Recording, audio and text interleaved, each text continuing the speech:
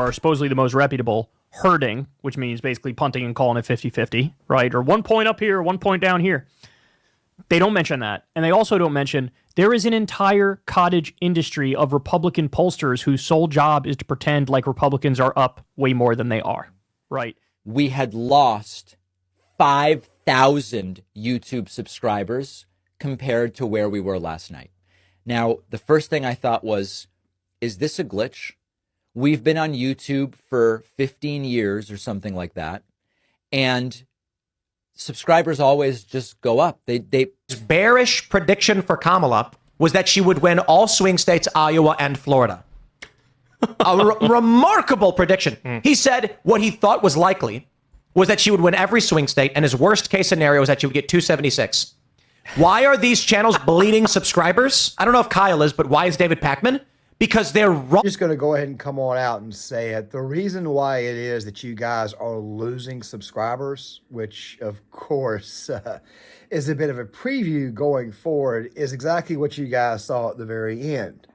What Tim said. What's up, guys? John Claymore here. And of course, if you guys watch my content on Monday, chances are you came across my Veterans Day video, which of course I will be further explaining or giving you guys a bit of an update because I did have some updates in that video, and of course, that's where we're going. But I think that maybe, like always, I should do a better job of kind of explaining the updates. So there will be more towards the end of the video. This video, by the way, is being recorded on Veterans Day. So happy Veterans Day to all the veterans out there. Myself being a veteran, myself being a prior service Marine. So happy 249th, late 249th to all the devil dogs out there.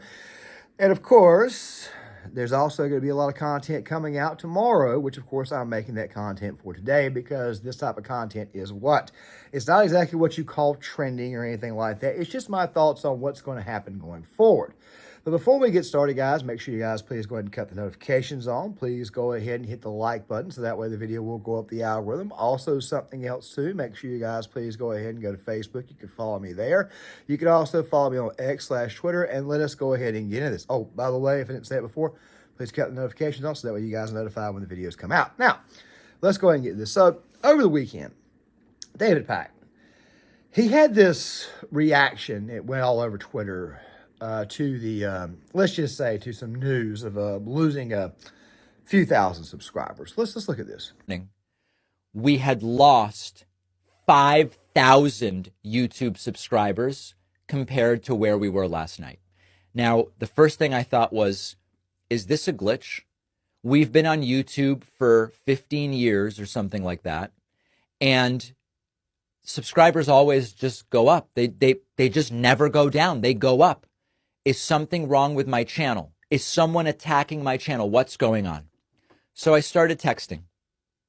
And I texted Brian Tyler Cohen. Of course, there was another part of this. There was another thing that he had said, which of course was he was trying to lean into was don't give up. Now, let me say this real quick.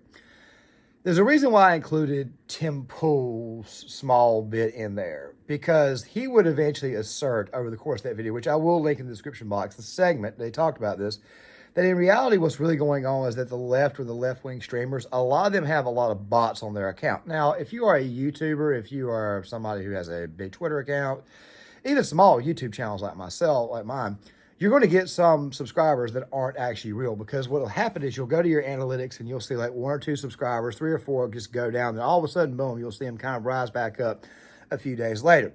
I remember there was a debacle a while back about this involving 2 other YouTubers. Well, 1 YouTuber and 1 musical artist. I'm not going to get into the beef, but I recall the day after it was said, when they were doing their reactions to said YouTuber, and the YouTuber and musician they were talking about, which I don't really classify as a musician, but still the ones I'm talking about are Heavy Duty Country and Ryan Upchurch. There was a great big giant beef a while back. Not trying to litigate that or anything like that at all.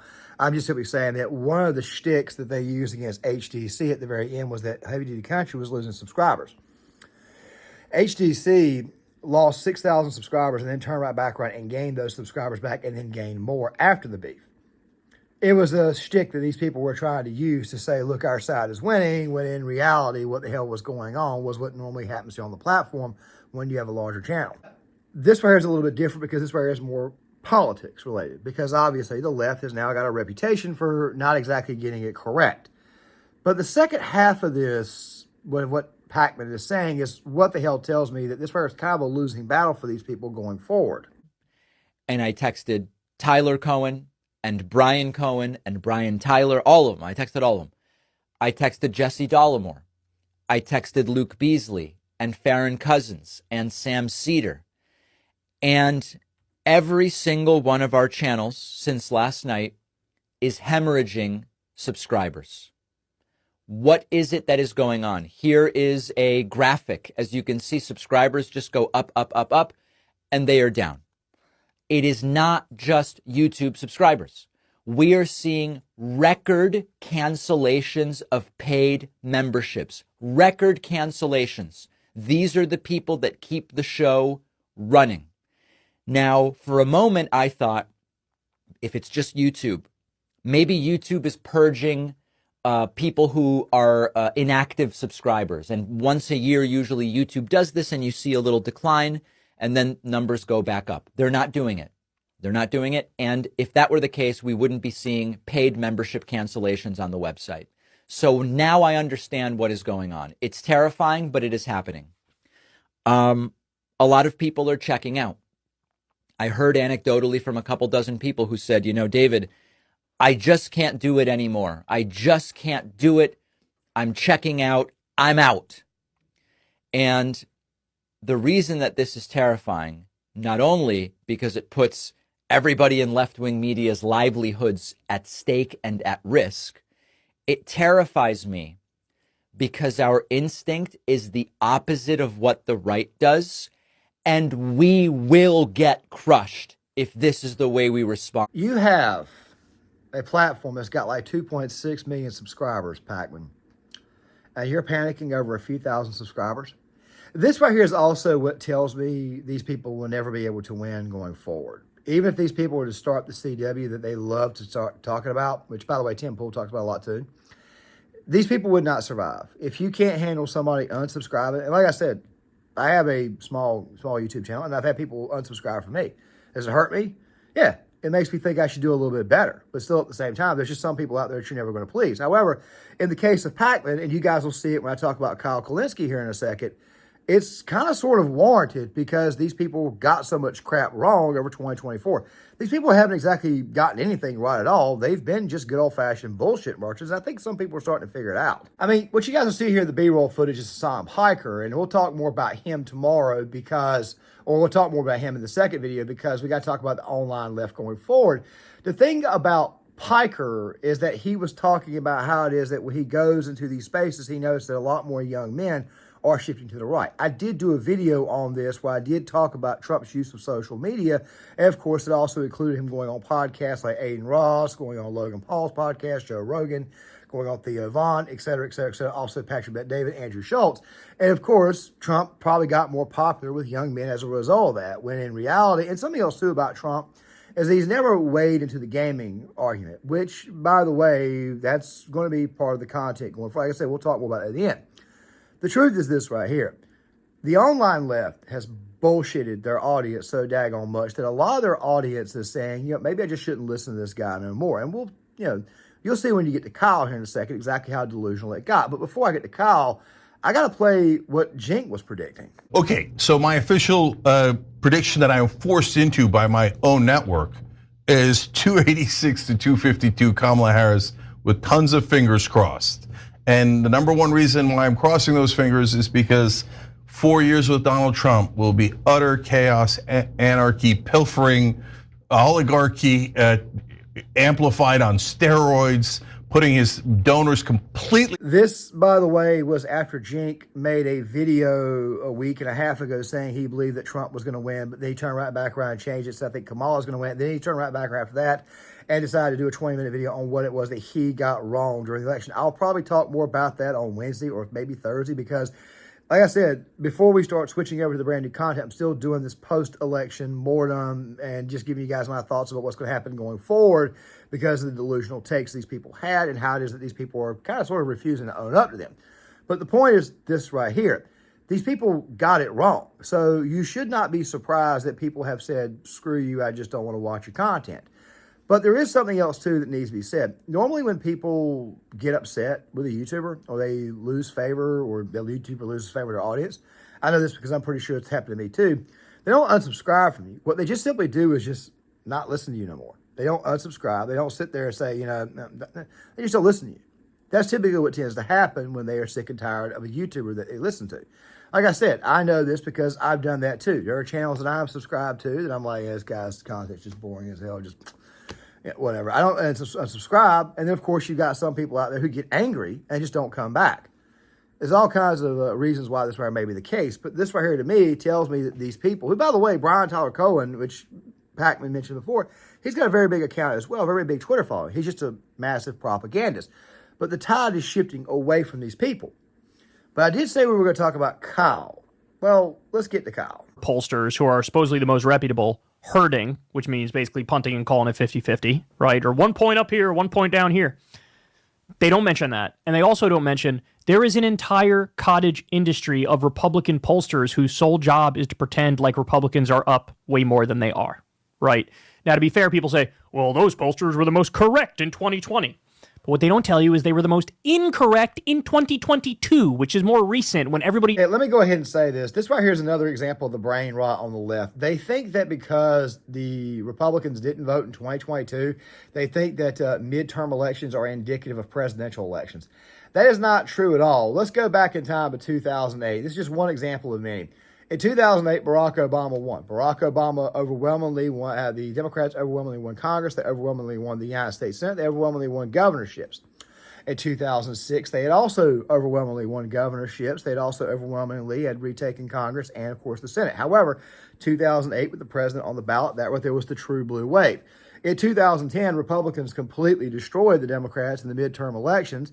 And, of course, in 2012, Barack Obama got reelected and Republicans even lost a couple of Senate seats. Then Republicans in 2014 went out there and retook the Senate, overtook the Senate. And then 2016, Donald Trump won, but the Republican Party didn't really gain anything. What I'm saying is that every single election cycle is different from midterm to presidential. You can't use those metrics. In 2002, Republicans already had control of the United States Senate and Congress. Bush maintained Senate and Congress. Matter of fact, they actually came to the Senate. Same thing happened in 2004. What I'm saying is you can't go off of the data. You can't go off the midterm elections. Sometimes some Senate maps are better for some and terrible for others. 2026, the Senate map is going to be really bad for both sides because most of the Senate seats on the line in 2026 are what? Most of them are locked in Senate seats that a lot of these guys, very, very blue states, very blue, very red areas. So it's probably not a whole lot that's going to change. But then again, though, we'll see what happens when we get there. Let's let this nonsensical farce continue. And their grandma said there was going to be a massive red wave, a historic red wave. All those pollsters said, the biggest red wave you've ever seen. And it wasn't. It was barely a red trickle. Democrats massively overperformed. Okay, so if you have one cottage industry of like 10 different pollsters that are right-wing hack pollsters who are lying, and then the reputable pollsters are just punting and calling it 50-50, it's giving you a misleading picture of a super close race, or if anything, Trump is slightly up. When all of the real data we have, if anything, is showing the opposite. Namely, there's one super thorough poll from YouGov. They are not hurting. They did 48,000 likely voters, and they found Kamala +4. The Seltzer poll had Kamala +3 in Iowa, a state she should be losing by 10 points. And then you have the early voting numbers, which have been very good for Kamala and the Democrats. And so this is what they're saying. I'm way more bullish on Kamala than they are, which is why my bad map for Kamala, as I pointed out, is Kamala 276. My good map for Kamala is Kamala 355, where she wins Iowa and... I already did a video on Kyle's election prediction, and I already pointed out how it was nothing more than brain rot. Dude, the state of Florida, which Kyle Kalinske was saying at best would flip. By the way, Kyle Kalinske is not the only person who said this. A lot of other leftist streamers and leftist personalities were saying this as well. As a matter of fact, you guys will see here in a second why I don't consider Kyle Kalinske to be a leftist streamer anymore. And I think a lot of his followers are picking up on this. He's just a shill for the Democrats. But this video right here from Sean Fitzgerald, he talked about, I'm going to try to link both of them in there because I think it's one of the two, I'm not sure. He talked about another leftist content creator or commentator, Namuki, I don't know how to pronounce her name, Kantz, whatever the hell her name is, very aggravating girl. This is the exact same thing. Because abortion was on the ballot in Florida, they were going to win.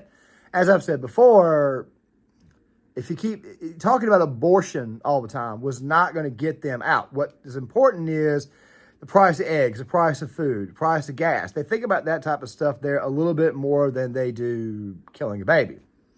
But I did talk about the beanie guy, and I did talk about exactly what he had to say, and of course, where it was that he was correct. Our good friend David Pacman, he says, as we speak, progressives are tuning out due to understandable despondency over last night's results. I won't speak about others, but I've lost 10,000 YouTube subscribers overnight. Couldn't happen to a nicer When the guy. right loses, they fund operations like Turning Point, invest in media, etc.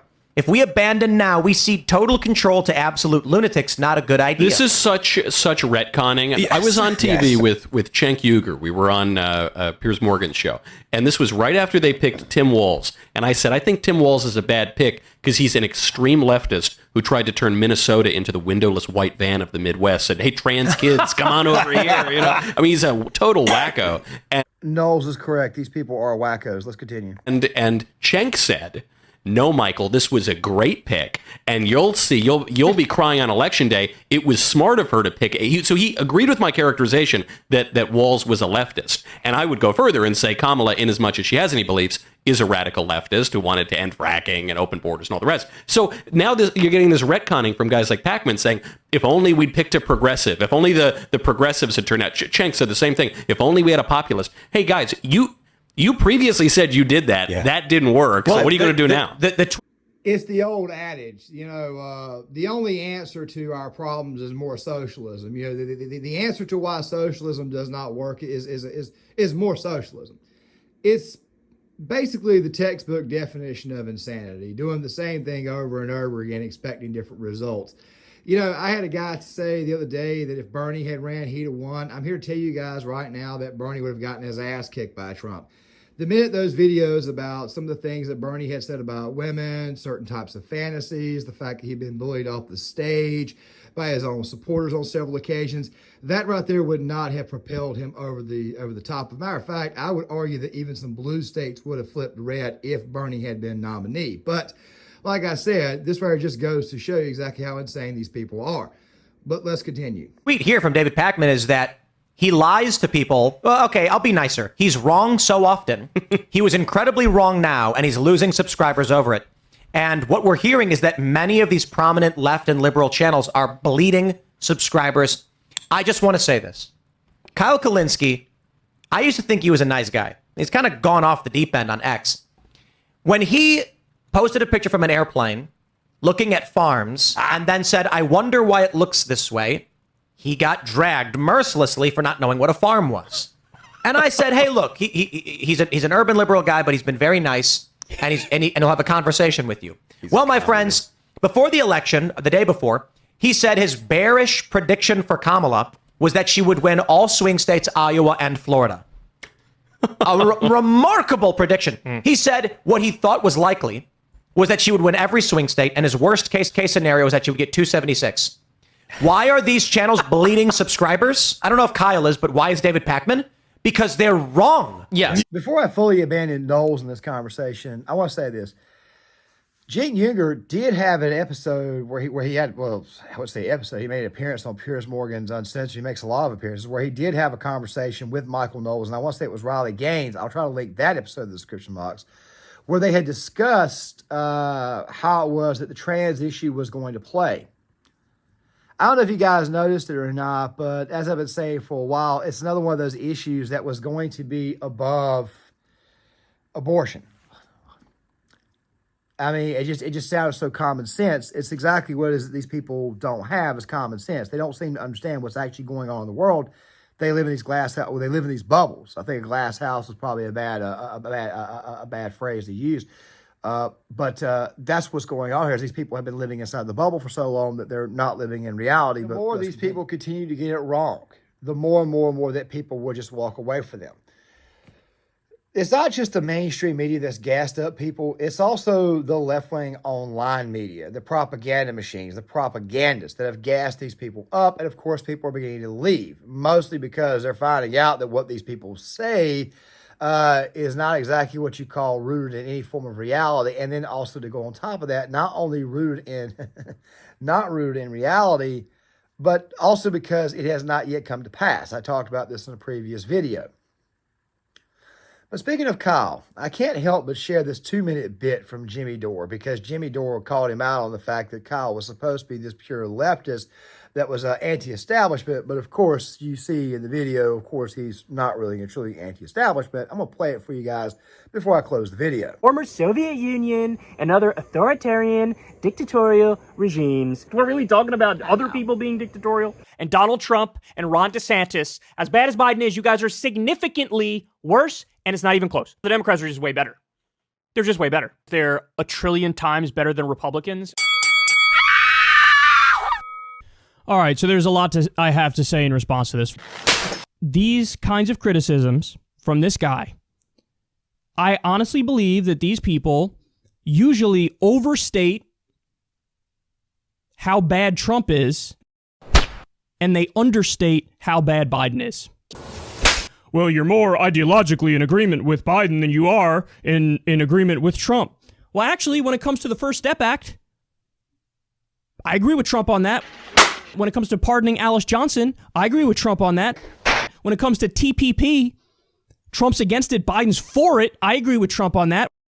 I agree more with Trump on North Korea than I agree with Biden. I would need to be convinced that Biden would fight for at least one or two of my top 5 issues. Medicare for all, free college, living wage, ending the wars, and UBI. The people who say Trump is a fascist and they think he's like, basically, we can't survive another 4 years of America with him. Yes. The country will survive 4 years with Trump. The country will survive 4 years with Joe Biden. Again, I think they understate how bad Biden is. Why? On so many core issues, he's against us. Me, at least. I can't speak for this guy. Joe Biden pushed for NAFTA. He repeatedly pushed for TPP. He's a supporter of the Iraq War.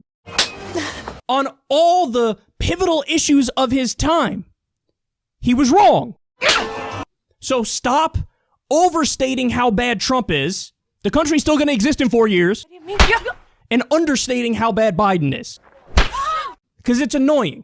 I just don't agree with the people who are like, he's a fascist, he's a Nazi, the country's not going to exist in 4 years. You're hyperbolic and you're ridiculous. It's not only the fact that you're not getting it right, it's also the fact that people are starting to see that you're not exactly what you preach. I mean, that right there could also be a component in why it is that some people are just saying, screw this, I'm going to unsubscribe or just not watch anymore. But man, it could just be me. That, my friends, what you just saw is another thing that will be talked about in the video on the online lift going forward. Because a lot of people are figuring out that these people, once again, are full of crap. And there's also another component to this. And that is that they're starting to get old. I'm getting old too. But unlike these people, I actually embrace my age. With that right there being said, guys, make sure you guys tell me what you think in the comment section. I would love to hear what you guys have got to say. Please hit the like button, subscribe, share the video, sign off in the comments, and I'll see you guys later.